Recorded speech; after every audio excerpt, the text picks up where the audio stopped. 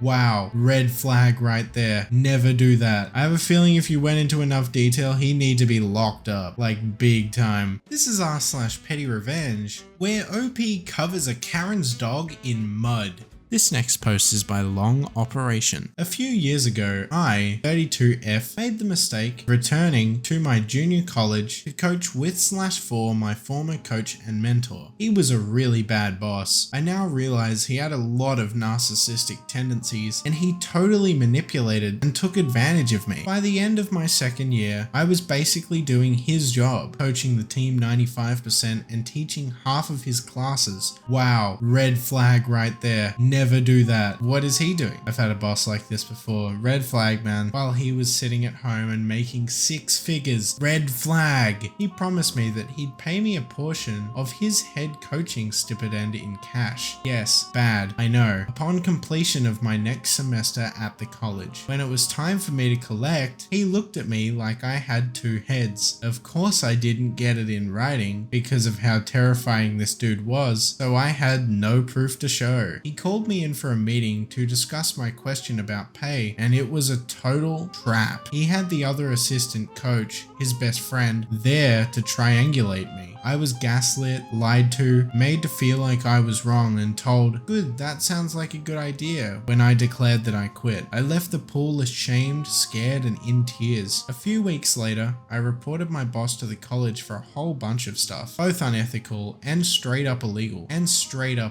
The other coaches and pool staff, all men, backed him and closed ranks. It was proved by a third-party investigator that he did a lot of the things I blew the whistle on, but since he was tenured, there wasn't much the college could do. He got to remain at his post until he retired a year later. Absolutely ridiculous. That shouldn't happen, especially when you have a third-party investigator. Dude, why is corruption so prominent? Why can't we just say no to corruption? What has this world come to? During this time, I continued to work at the school as well as a teacher and had to share a space and office area with him. One day, I was in the equipment room and noticed a plastic Easter candy bucket an athlete had brought in months prior. It was on a high shelf near the door. I picked it up and was immediately hit with the smell of urine. There was also a layer of crystals on the bottom. I immediately knew that this bucket was being peed in by my former boss. He probably emptied it into a floor drain. No rinse, no shame, baby. I knew it was him because he had peed in bottles before, because he spit dip into cups and bottles constantly that he just left lying around. Not a new behavior. Not a new behavior? Are we serious? This is the person you worked with twice? No, you leave immediately. Oh my god, no. Oh my god. Obviously this enraged me, as it should. This disrespect, the boldness, the absurdity. The locker room was 50 feet away. He left town for a travel event with the team. I took the opportunity to write a note. "We all know this is your pee bucket. Are you really this lazy?" and leave it in his little DIY slop bucket. He got back and a day later, the bucket mysteriously disappeared. He had to have known it was me. I didn't get justice the way I wanted or needed, but at the end of the day, I let him know that I saw him and that someone was onto just how utterly disgusting and entitled he was. That felt like a win. I don't think I have ever read so many red flags from one person in a story like this from PettyRevenge. This dude's insane. I have a feeling if you went into enough detail, he'd need to be locked up, like big time. These are very big red flags. I don't know why or how you worked with this dude. This dude is insane. I'm actually stunned for words.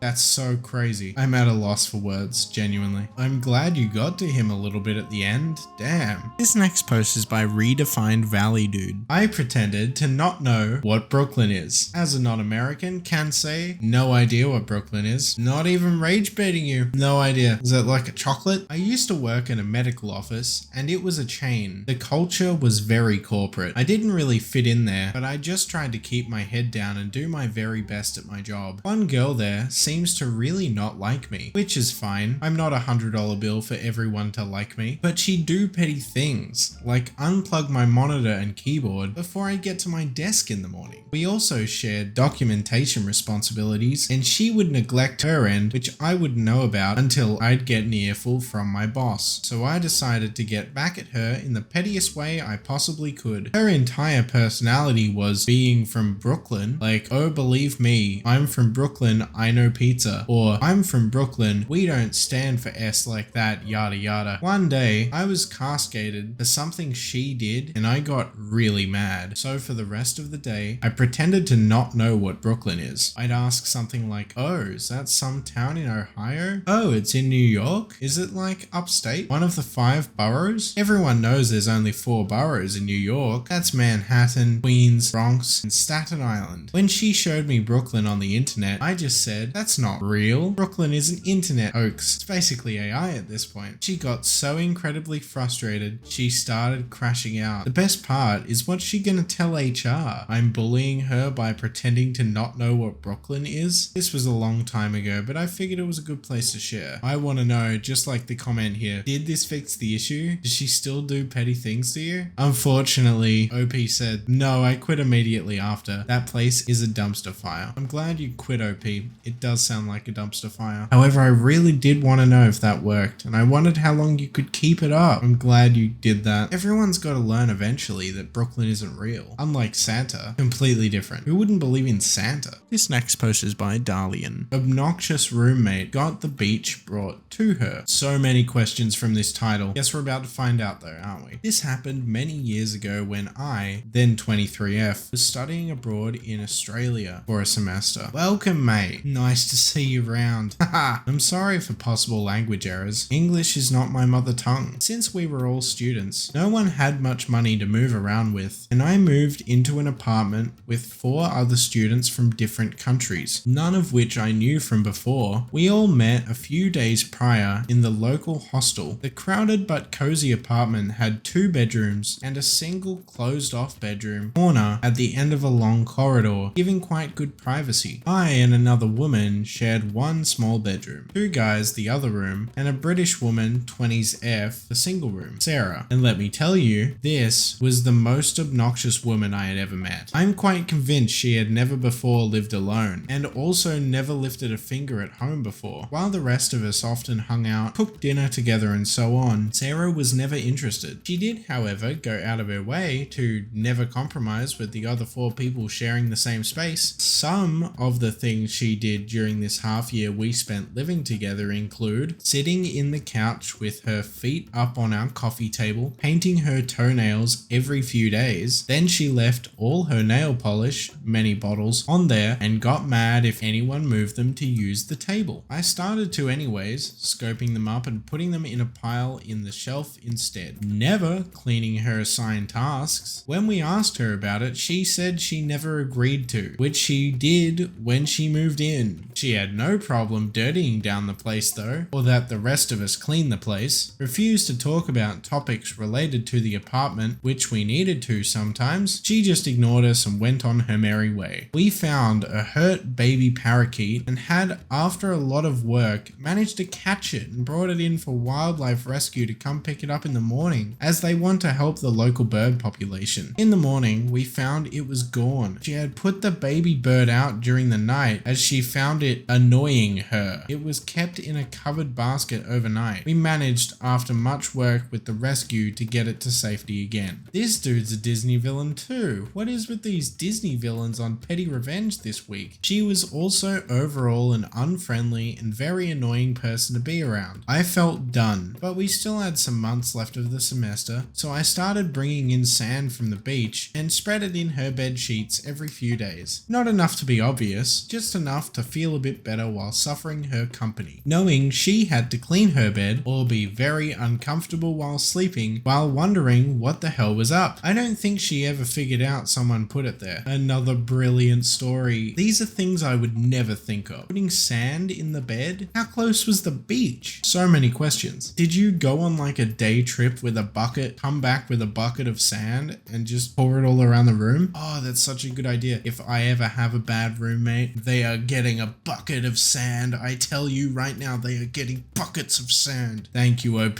for this wonderful idea. I will make you proud. This comment says here, may I just say, if you use powdered icing sugar, it's dry and undetectable going in, but a little sweat and it becomes a sticky tangle. These are good ideas. I like these. I should not like these as much as I like them.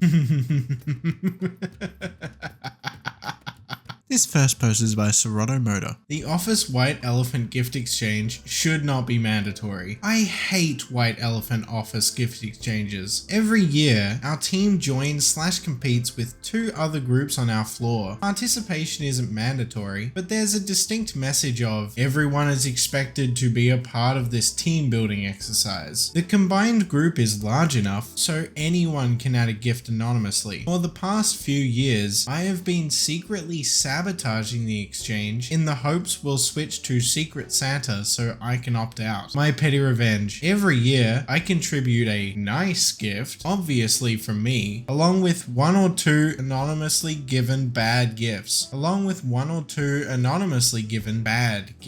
Every year, I get a little bolder and go a little further. Here's what I've contributed for the past few years. 2021, I put a potato inside an iPhone box and shrink wrapped it. 2022, a Bible from a used bookstore, a toy American flag, and a red marker hat I found in a parking lot. The next day, HR sent an office-wide email about politics in the workplace. 2023, toy handcuffs, a cheap eye mask, and a cat toy I modified to look like a riding crop. The next day, HR sent another office-wide email. 2024, a bottle of Robitussin cough medicine, a bottle of Night Train wine, and a copy of the National Enquirer. Our White Elephant gift exchange is next week. I'm thinking of giving a carton of cigarettes and a set of fake eyelashes. Nice. Good job, OP. Those are good gifts. I don't know. I'd be really happy to get the potato in the iPhone box. Much better than getting an actual iPhone, I must say. And a toy American flag? That's perfect for someone like me that's not affiliated with America at all. Not to mention the toy handcuffs. No, I will not elaborate. This next post is by OK Today. I was at a rock gig, standing only, on a Saturday night just before Christmas. 1,200 people crowded into a small venue. So you can imagine, people will be close to each other. After the support act had finished, my girlfriend spotted a place to lean against the sound deck area as her back was already hurting. We went to the space. She was fine, but space was tight for me, so I was next to her but at an angle to the sound deck. Now there was room to the left of the couple next to us, and it was easy for them to take a step to the left without losing any view of the stage. Nope, they weren't gonna move. Next thing you know, I am being prodded in my sides several times. I thought it was my girlfriend, but it was the Karen next to me. You're in my personal space, she states. I apologize and try to move a little and point out there would be more room for her if they moved a step to the left. I might as well have said, I'm going to point a gun at you and ask you to strip. Given the glare and muttering I got, they chose not to move and someone else got in that gap. More snide comments followed. The main act is coming on stage and a couple of guys work their way back from the bar. As they do, there is more space opening up directly in front of the Karen. Well, you want a more personal space, so here you go. I moved directly in front of her into that space. Karen now has lost any decent view.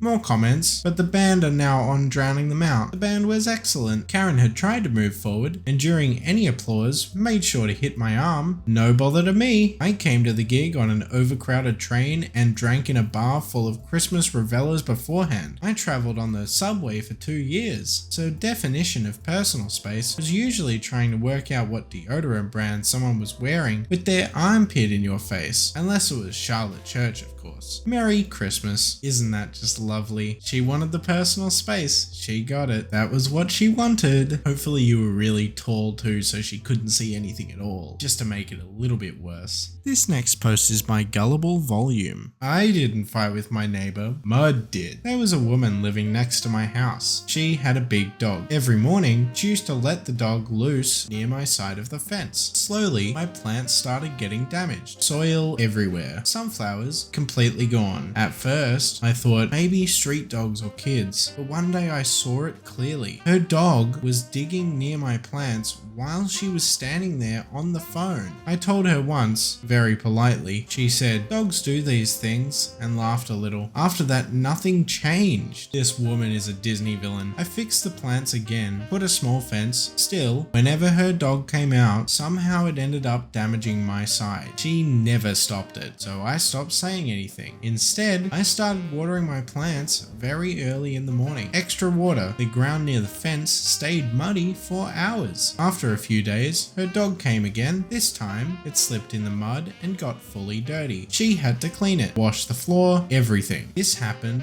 more than once. After that, she stopped bringing the dog near my side. My plants are fine now. I never said anything again. She also never laughed again. Short and sweet. Absolutely brilliant, OP. That was also really smart too. You didn't instigate any sort of conversation after it didn't work the first time. You just put your head together and started using what you had against you. That's crazy smart. Good job, OP. This was r/PettyRevenge. If you enjoyed this, make sure to go check out some other videos on the channel. If you agreed or disagreed with anything I said in the video, please let me know in the comment section below, and also make sure to hit that subscribe button as I post new Reddit content every single day.